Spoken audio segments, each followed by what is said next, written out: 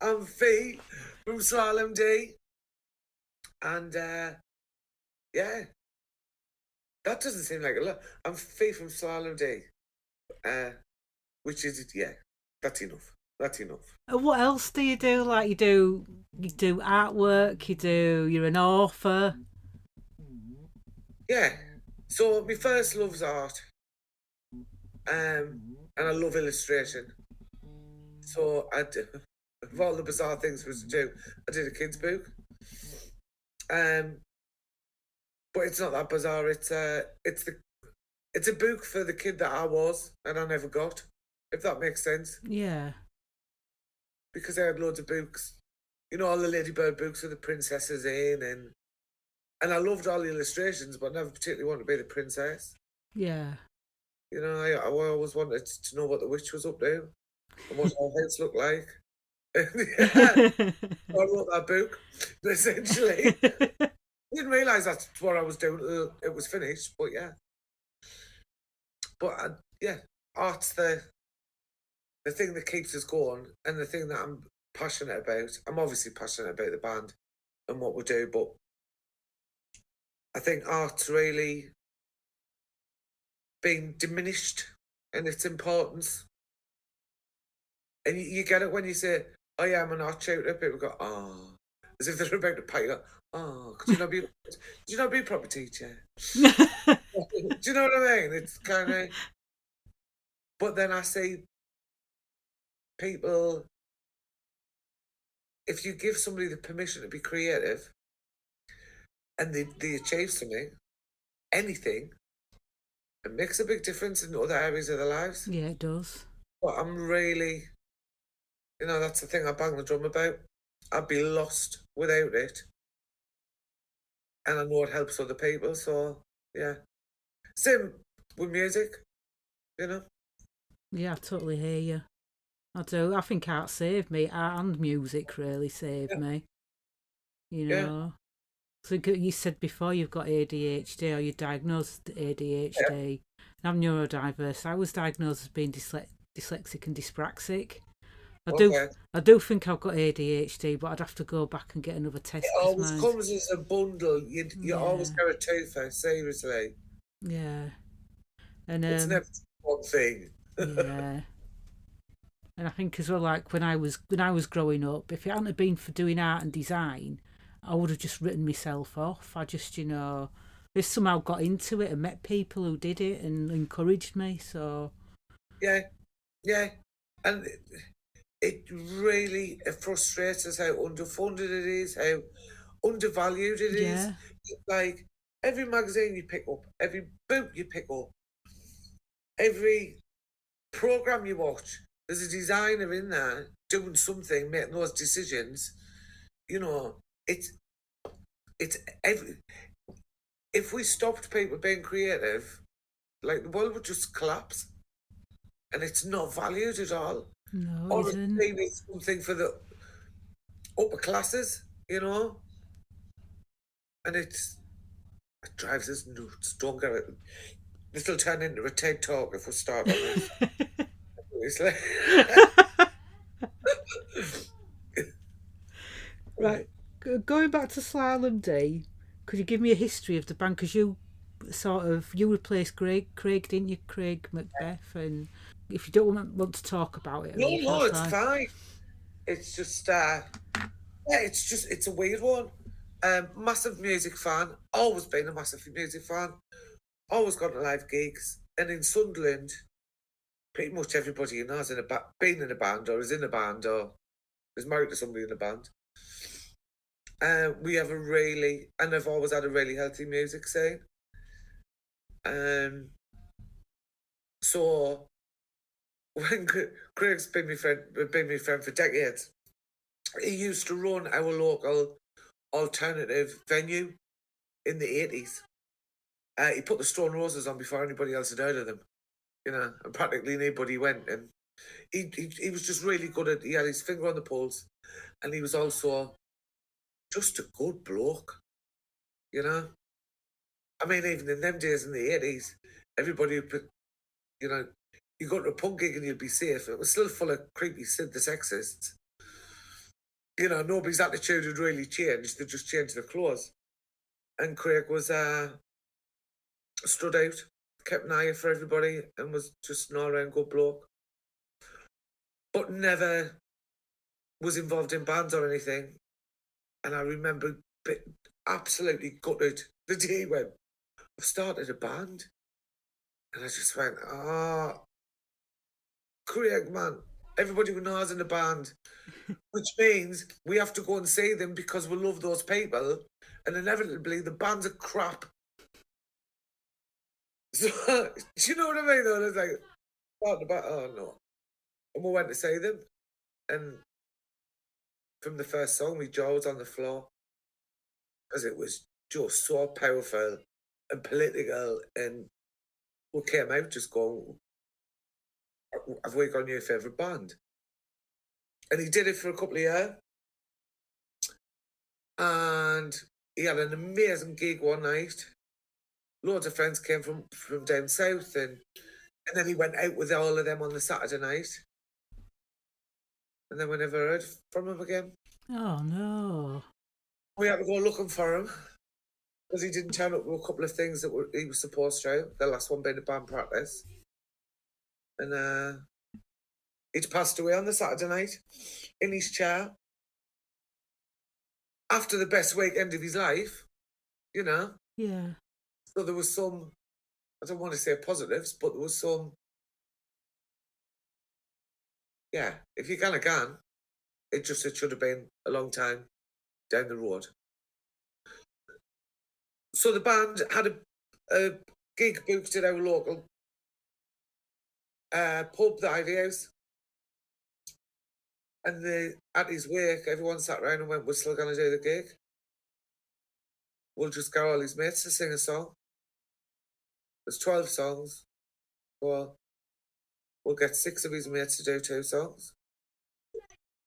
And you do 2? And I was like, nah. Luckily, there was 2 that were really just shouty. And I was like, all right, I'll do it. And I've never been so frightened in all my life because I've never imagined being on the other side. Always been in the audience. And then they came around the next morning, and you'll understand this, being, you know, spicy. I just got a text saying, can we have a word with you? And I just went, oh, what did I do? What did I do? And I got drunk. Oh, bro, why did I want to talk to us? And I just presumed it was like I was going to get read the riot act. And they came around and went, we've decided to keep going if you'll take his place. And I went, no. And they went, well, there's no plan B. It's either you do it or there's no band. The no pressure. And it wasn't that I didn't want it. It wasn't like, you know, I'm not being, I couldn't, false modesty, I couldn't possibly. It was like, I can't, I've never done this. And I can't sing. I was being told I couldn't sing. And my partner went, if you say no, you're going to regret it for the rest of your life. So in my mind, I went, right, I'll say yes, thinking they'll get rid of us in a couple of months. And they literally went, great, because we're recording a single on Tuesday and you play in the O2 in 2 weeks. And I was like, and that's it. Best thing I ever did. It will always be, he'll always be in my back pocket, on my shoulder, you know? Yeah. And I don't mean that in a bad way, just, yeah. Yeah. It's a weird one. It is a weird one. For something like that to happen, for something good to happen to you, is quite a, you know? Yeah, it's a weird sort of thing, isn't it? Yeah. Yeah. It's good, but it's shit. Yeah. It's a difficult one to make peace with, but because people go, oh, he'd be over the moon. I know Craig, he was a sarty gate. I have no idea whether he'd be over the moon at all. Do you know what I mean? He's probably thinking, you cheeky cow. And I'm all right either way. Yeah. I'll be all right either way. No, Ian's yeah, he's the juggernaut that keeps the band going at times. Like, he's amazing. Yeah, really proper treasure comrade is Owen. And he's really supportive of, like, just about every other band he meets. Yeah. He's always at gigs. He's always pushing other people and supporting people. He's one of the good ones. So in Sunderland, if I was to go for a night out, like to see a band, where would I go? Do you know what? A couple of years ago, I would have said about 3 places. Now, depends what you want. Yeah. Or some really decent new venue in the last sort of 5 years. The fire station's like a mini Sage. You know, it's purpose built. It's really been designed as the perfect auditorium, so the sound's just amazing. And then we've got smaller venues like the Peacock, where I work. Diego's joined. Independent. There's just loads. Pop Recs. And loads of them are community interest companies or charities. And then you've got little places like the Museum Vaults and Ivy House, the Bunker, which has been a rehearsal studio since where it is now, since 1983. That was a punk collective. There's too much choice now. It's like, we're going to go. Pop Rec, we played Pop Recs on Friday night. And one of our mates, Dave Harbour, he passed away 3 years ago in his 40s.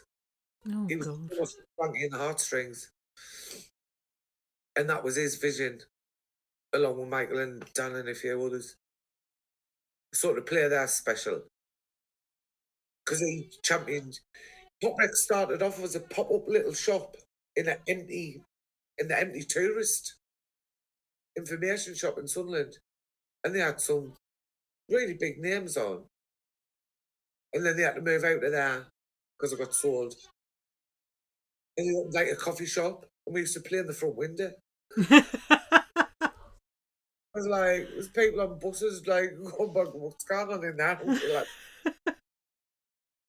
That sounds pretty cool, though. yeah. And then they got basically a derelict building. The great thing is, they haven't. I mean, they've done everything that they had to do to make it a top-notch venue. But they haven't like whitewashed it all. You go in and it's all still the brickwork, and you can see where the old stairs would have been. And do you know what I mean? Yeah. It's purpose built for what it is, but they haven't got rid of the old history of it. And it's fab, and it's an inclusive space, and it's everything it should be, you know. Yeah. And let's face it, we don't particularly get good press, do we?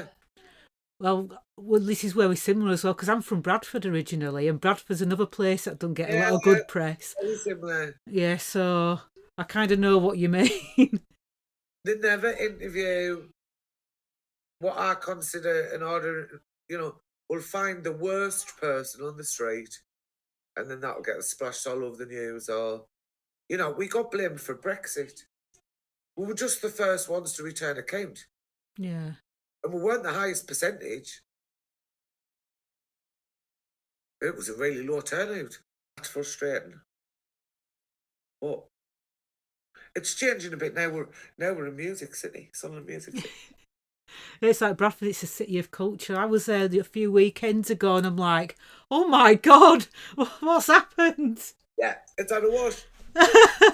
Well, to be fair, Bradford was in a bit of a state. There was a big hall in the city centre for 10 years. Do you know about that? No. They knocked down this, like, the old shopping precinct, And fenced it off and left it for 10 years. They've built on it now. Yeah. There was a lot of vacant. We had a really famous brewery called Vaux. They pulled that down, and then nobody could agree. They wondered on what they were going to do with it. But I would say definitely last 5 years. Definitely. like that. I like that it's improving. I like, still, as I said, going up to Bradford and seeing that was a bit like, oh my god, the stuff that they've done, and they've built like the whole shopping centre where the big hall was. Yeah. Then there was like there's Bradford Live, which is where like it was the Odeon Cinema, but it was before that it was called the Gorman, and they had like ballroom dancing and everything in there, and they were planning on knocking it down. But all of a sudden, it had a mysterious leak, and there was like all this green mold turned up on the outside of the building, and they were trying to use that as an excuse to mow it down, to knock it down. But I know it got sort of, squatted or visited by people who live near the 1 in 12 club or involved with the 1 in 12 club, and they helped get it saved. Because stuff's so cheap up by properties, a lot of it's owned by people out of the area. And they buy stuff up and then don't do anything with it and just leave it to rot. Or they buy it up and turn it into something that's not good for the area. Yeah, because I don't understand the area, and I don't understand like the people who live in the area as well. I mean, I deal a lot with people who were like, Sunderland Council's corrupt. I'm sure all councils go through this. And I'm sure there's nepotism. Because you get it everywhere. No matter how small or how well-meaning an organisation is, there's always going to be people who think they're getting it wrong. Borough councils really, they're starting to prevent people from out the area buying up properties. And they're supporting local businesses. And they are really trying, And it's brilliant to see. There's loads of independent stuff happening, And people are complaining because Debenhams has gone and this is gone and Tesco's has gone, and it's like, yeah, but that's money. That's capitalism. That's how it works. The town centre's dead, and it's like, yeah, go to any city. And the town centre's struggling. Yeah. Especially around the coast, it seems to be as well. We've been doing, we seem to get asked to play coastal towns a lot. But like Skegness and Morecambe and Blackpool and all these places, you can see they've been beautiful and they're really struggling. Yeah. And I don't know whether everything goes to the inner cities, or whether they think, you've got fishing and you've got tourism, you'll be all right. But especially this far north, we've been really ignored for decades. But I think that's where creativity comes from. If they won't give you it, make it yourself. Yeah. That doesn't help if you can't put food on the table or eat your house. So I realise how kind of, poncy it sounds. But I think that's why punk's so big up there. Because it just had a crack on. Yeah. No, I get that. Makes sense. Yeah, it does make sense. It's like, we haven't got we've got we haven't really got an art gallery. So there's loads of independent ones popping up. My mate's opening an art cafe with a gallery next to it. Because, there's no real sort of, I was going to say there's no real art scene. That's an absolute lie. There's a huge art scene. But there's a lot of gatekeepers. So there's a lot of women just going, oh, day running, get lost. Or come in anyway. And I feel like that's our attitude across the board. It doesn't make money, but it sort of keeps you alive, really. It keeps you going. So, yeah. I mean, I think this is worldwide. But people seem to go, well, what's in it for me? Or where's the stuff for me? Where a lot of the people I know go, do you know what? There's nowhere I want to go, so I'm going to try and do it myself. There's nothing for kids, so I'm going to create a kids group. There's nobody doing community gardens, so I'm going to I'm not saying it's easy or that everybody can do it, but I just think there's a lot of people going, well, there's nothing, and either not contributing or not even supporting and looking out for stuff, you know. But then again, that's what happens when you get people at the point of they haven't got much hope. Is it despondent? Yeah. Yeah, see, yeah. Well, it's easy for me to say it and go, well, you know, you've got music and you've got this, and if you haven't got good health, if you're worried about paying your rent, if you can't get groceries in, it's no good people like me going, you should join a poetry group, you know, or you should join an art gallery. I'm aware of what that sounds like. Yeah. So we've got to look after people holistically. But I also think those people who are struggling the most, that's why these are creative people. I run an art group, a free art group, and the people that come to that are amazing. You know? And the stories that they've got beat anything you'd see on the telly. Yeah. You know, these authentic voices, amazing. Are you a Serial Bowl Records still? Is that? Yes. So that's a brilliant thing. Keep going. Anyway, so this person died. There's a lot of this. With that generation, aren't there? So our mate Dickie, who was in Leatherface, was a big supporter of younger bands and young musicians. And when he passed away, his closest friends decided to just do something, not memorialise, but do something in his name.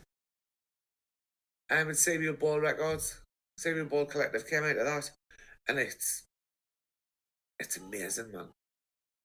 So it's a group of, I don't know how many's in the collective. No, maybe it's about 50. And maybe it's about a core 10 that really do all the donkey work. Daz and Helen, Lee and Sarah, Ben, and every single penny goes back into the collective. So they put gigs on, they pressed out vinyl for us, they're just they're brilliant, good mates, but they've really got a vision of I making things happen. Yeah. You know, and being supportive of bands, and honestly, the gigs are insane. Absolutely insane. And they've got bands from all over the world now asking to play, you know, the back rooms in some pubs in Sunderland, like the Museum Vaults. The hall's about 50 people. It's brilliant. Absolutely brilliant. And it's just, it shows what we do when people get together and people choose to be, I don't want to say positive because I hate that. But if you just think positive, yeah, well, if it was that bloody easy, we'd all, you know. But, yeah, if you're willing to put a bit graft in and you do it together. Yeah. Do it collectively. Because not everybody's got the energy and the time all the time, you know. But, no, they're great. They're great. Very proud to be associated with them. I'm lucky. The people I've got around us, I'm a lot harder on myself than they are on us. But like you, I overthink it now. Yeah. I walk into a room of people I've known for 30 years and go, God, they all hear this. Yes, so do I. Isn't it bizarre? And then I think practically I'm like, no. It's like I have to have a word with myself, go, no, don't hate you.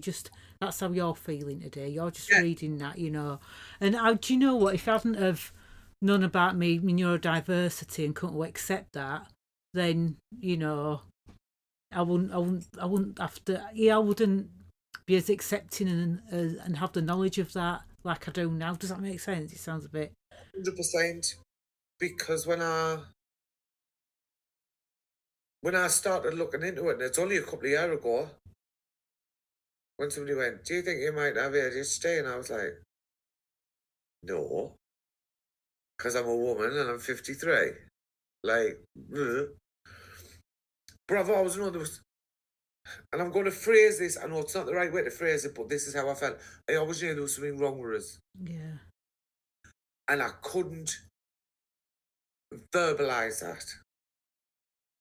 I never felt like I quite fitted in anywhere.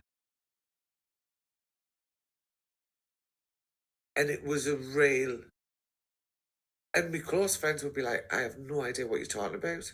And I was like, "No, I can't explain it." Because nobody was making me feel like that. And I was well aware it wasn't, but I could be in a room full of people that I knew and just go, "Why am I here? Why are these people talking to us? Why are they putting up with us?" And it was because that's what I think we view ourselves very differently, don't we? Yeah. And I think it wasn't until somebody sort of went through all this and I got a diagnosis. And even then people go, "You don't need a label." I was like, "I don't want a label. But if your leg hurt for 20 years and then somebody went, 'Do you know where I think it's broken? It's a cast.' You'd be stupid not to, Yeah. you know." I totally get that. I just want to know what I'm dealing with. Yeah. Because I've been sitting all these years going, "I know I'm dealing with something," and everyone's going, "Nah, Yeah. nah." And they're going, "I bloody well knew I was." Yeah. Yeah. I know that. I know it so well. Yeah, do you know what? My favourite one was, "Stop looking for a reason to be special because you're not." I was like, "I don't fucking want to be special." Even as a kid, people look at us now and I'm like, I'm really heavily tattooed and my hair's been all colours and it's like, and you hear people going, "I've never wanted to fit in." And I'm going, "I did. Yeah. I desperately wanted to. I might not look like I did, but I did. Somewhere. Always wanted to fit in at school. Didn't want to be the weird kid, just flipping happened. But now somebody's gone, "Well, what kind of explain that experience?" And you go, "Right." Yeah. I'm still not built out, still kind of caught with lots of stuff, but at least I know where it's coming from now. Yeah, and then and then you're like, I'm having one of them days, or oh no, that's setting me off. I think I'll go over there, or whatever. It just makes life that bit easier for yourself, doesn't it? Yeah, massively. So, like, I was going to ask about like Red Alert and some of like the older punk bands from like Sunderland. Red Alert are from Sunderland, aren't they? Yeah, I'm dreaming that. She looked at me. I was like, "Oh my god, have I got that wrong?" Oh, my word. Yeah, I mean, I grew up with everybody. I mean, there's one street in Roker, the street I was brought up in, Brandon Street. It should have a blue plaque because the Smith brothers, so Patty Smith's in Red London, Steve Smith was the lead singer with Red Alert. Keith Warrington lived over the road. He was the drummer in the Upstarts. Down the bottom of the street, there was an estate. Gaz Storter came from there. He's been in Upstarts and Red London and Red Alert and all sorts. And it just felt like there was this whole generation, all a little bit older than me. Yeah, they all went on there just from this one sort of little area in Roker. And they've always been around. I mean, loads of other bands, it was still going. We've got the Dead Wet Things now where we're absolutely just one of the best things to come into Sunderland ever. And Chaos 8, me mate Becky's band, and Lord of 44, and I'm gonna miss loads of people out and they're going to be pissed off. But so we did a gig on Friday at Pop Rex, and we had a band with 3 young women in it called Claudia, named after Claudia Winkleman. And they did, just took us back to the 90s. It was pure riot girl. And you were like, what, you're all about 10? How do you even know about this? And they were fantastic. And it just makes you go, it's going to be alright. It's going to be alright. Do you know what I mean? That, like, Yeah. somebody other than us gets it. Yeah. And it's still valid. And it's still relevant. So, but yeah, they've got a good foundation to build on. There's some Ellis bands come out of Sunderland. I mean, one of the first bands that I knew, because I'm a little bit younger, in the 90s was called Kaniki. Yeah.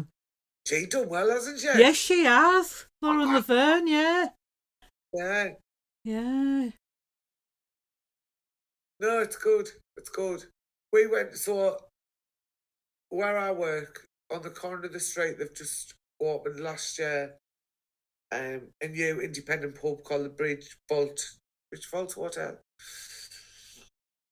And it's got our local little brewery, Vauxing, all independent stuff. And we went in the other night and there's Dave Stewart sitting in the corner with a pizza and a pint, and we were all like,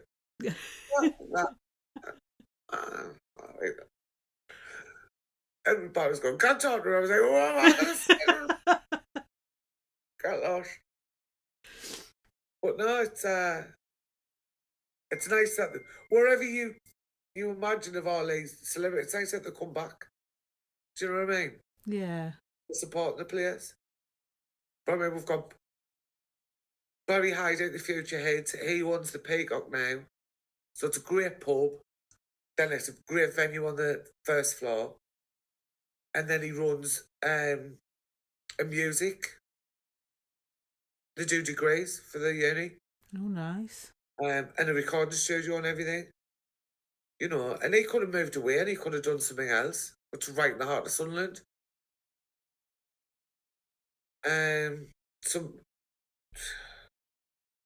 There's a load of local musicians have bought up businesses, and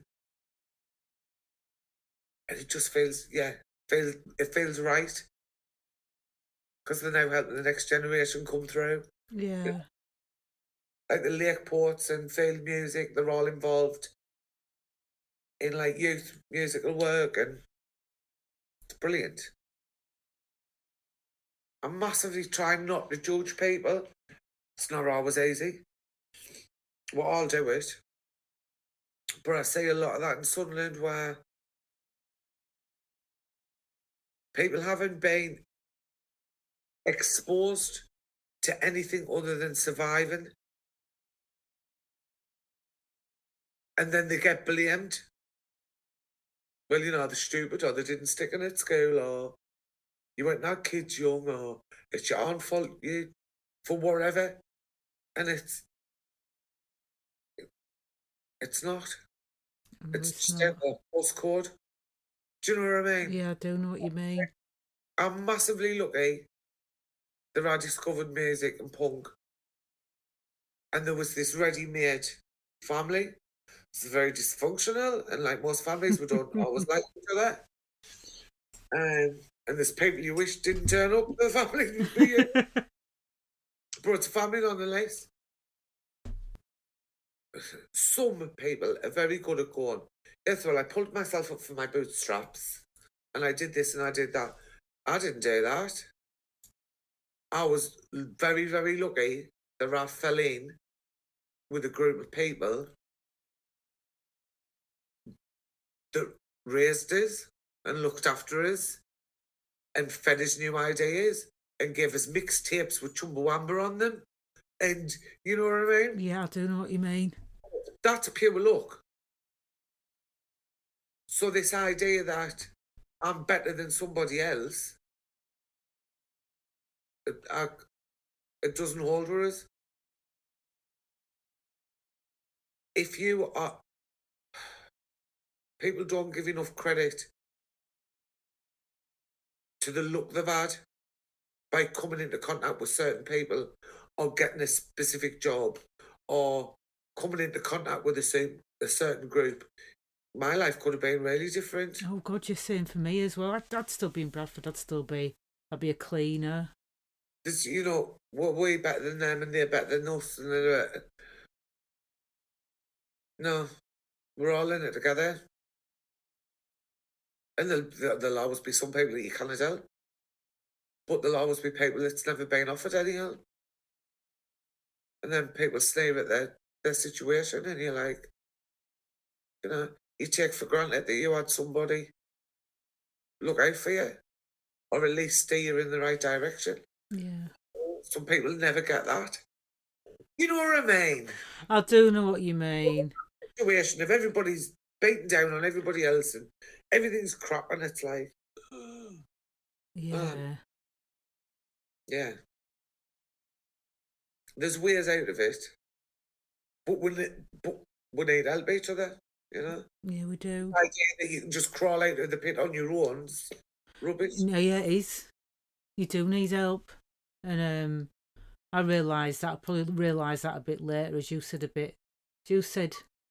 earlier about you get shit for being different and then you sort of go into yourself a bit and you try and do everything yourself and then by chance you meet other people who are similar to you and you sort even then, I've always been a bit guarded because I didn't want to I masked a lot. I didn't want to show my neurodiversity or that I couldn't speak well or, I tried to keep that to myself and then, you luckily meet the right people who are like, it's all right, I think I'm probably more unmasked now than I've ever been. No, I am, and it's a nightmare. Just come over as this absolute psycho. No, you don't. I'll tell you what, the menopause really kicked it up a notch as well. Like, this hormone that was actually helping you mask and regulate, we're gonna sap that out of you. See how you do now, and it's just like, oh, don't. I'm at the start of my menopause, and I keep waking up in it's like somebody's thrown a bucket of water over me, and it is getting worse. And it sounds like it's. And it's like, here's my next TED talk coming up, and it's like all things that affect women. So I've had a thing called chronic migraine all my life, like from being born. And it was, there's no research and there's very little treatment because 80% of people who get migraines are women. I've got polycystic ovaries. So have I. And I'm sure it goes with neurodivergency, You think? There's got to be some kind of genetic soup going on.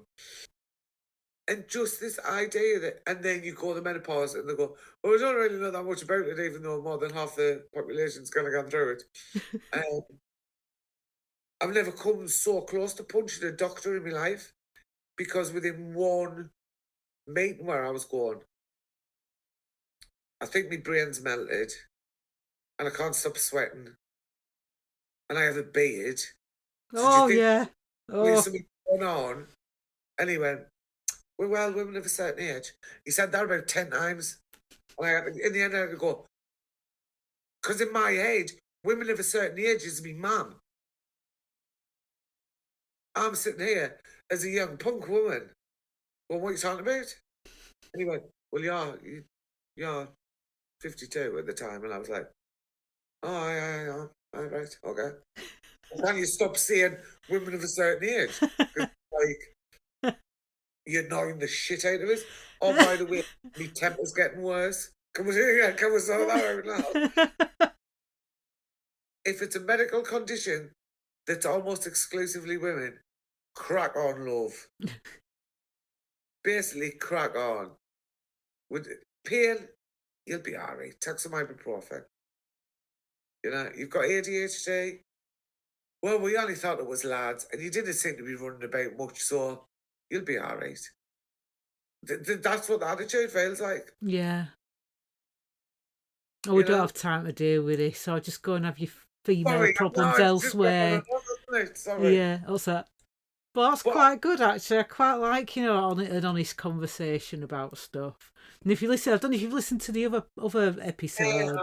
yeah. Have you? Which So who did I listen to this afternoon? All right. Menopausal fog. What's one of the latest ones that's just gone up? Voodoo Radio. That was the one. There you go. Yeah, we're talking about vans. Vans and all sorts. And they're fab, you know. They are brilliant live. They are, aren't they? I just can't believe the sound they get. There's just the two of them. But if you hear his history as well, about him doing the tours of Northern Ireland and things like that, and you're like, he's had a big run up, hasn't he? I love the connection they have on stage, where you might not hear what he says, and she's like, "Oh my dad, shut up!"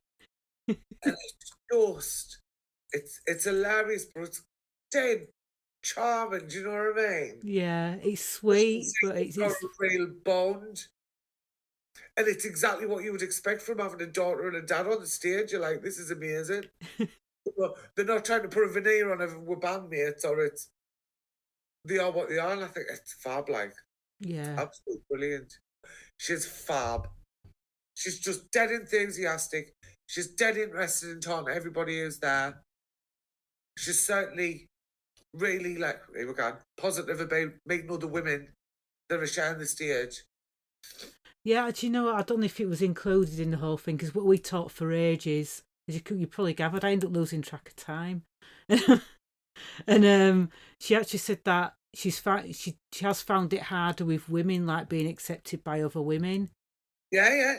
Yeah, I mean, and I've had that, like, particularly when I was younger. I don't know now. I think I'm just past giving a shit. I'm in my let them era, honestly.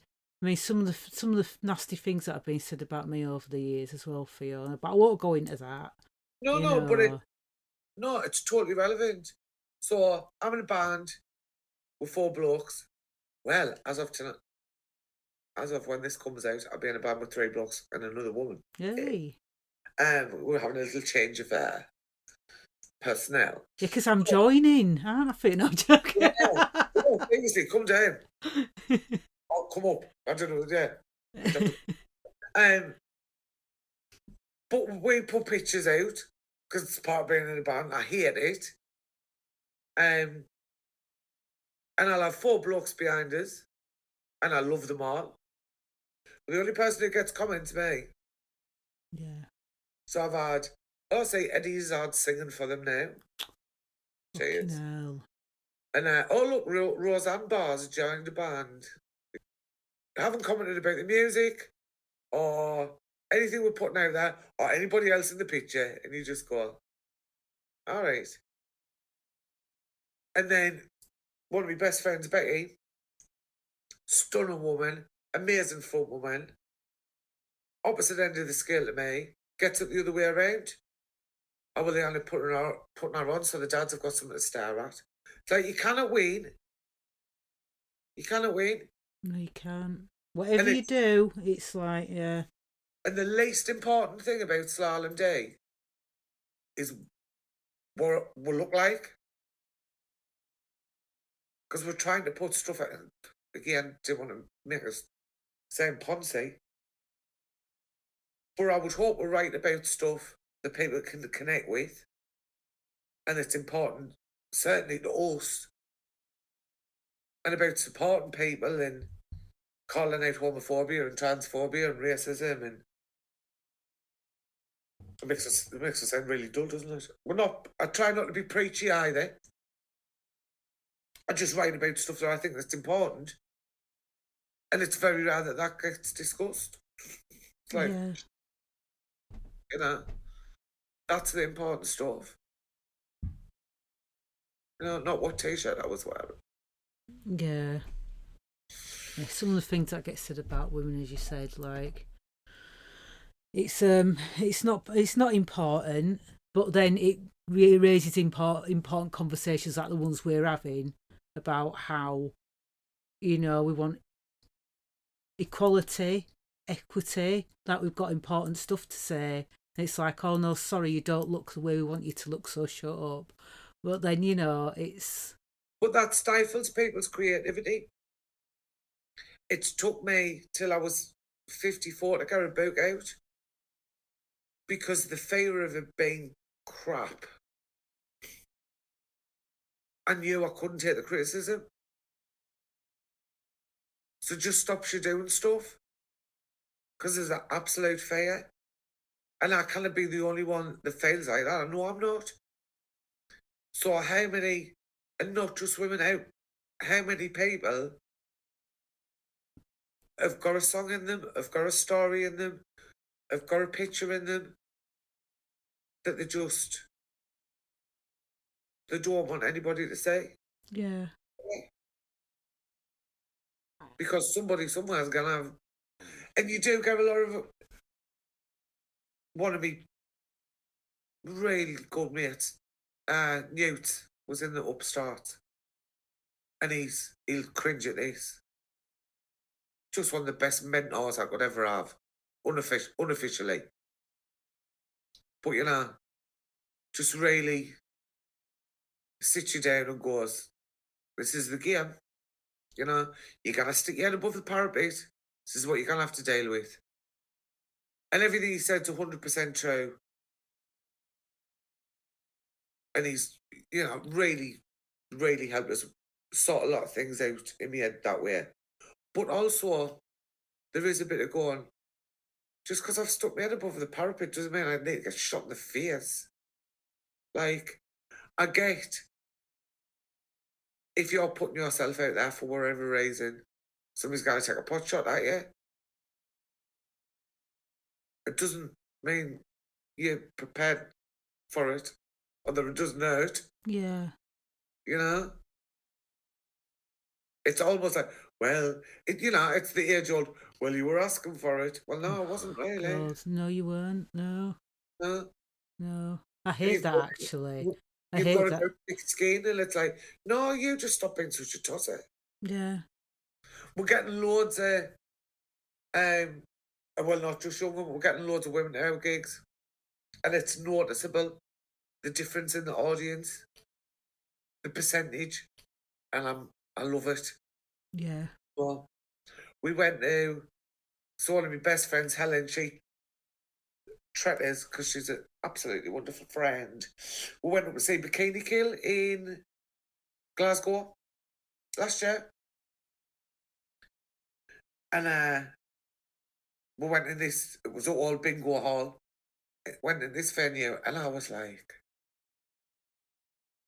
there's something weird. I can't put my finger on it.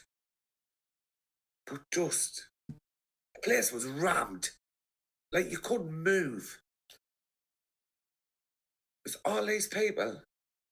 And then it smacked us right in the face. I was like, there's no blokes here. There was, I would say, maybe 5%. And I can't tell you how different it felt. The lack of aggression. I'm not saying there weren't women there that were probably toss spots. Completely get that. But collectively, it was noticeable. I was 54, I'd never experienced a gig like that. Ever. And gone, Jesus. This is, how weird is this? And it was amazing. And it was heartbreaking because it made you go, it's possible. And I'm certainly not saying all men, because I can hear people rolling their eyes. But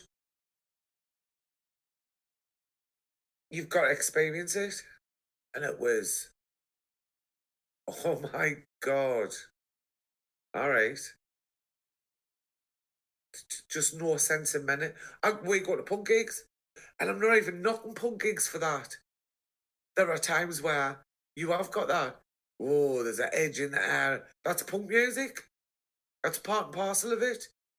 I don't want to sanitize gigs. I don't want to take away their, their excitement or even the edge but just that lack of threat was palatable. Yeah.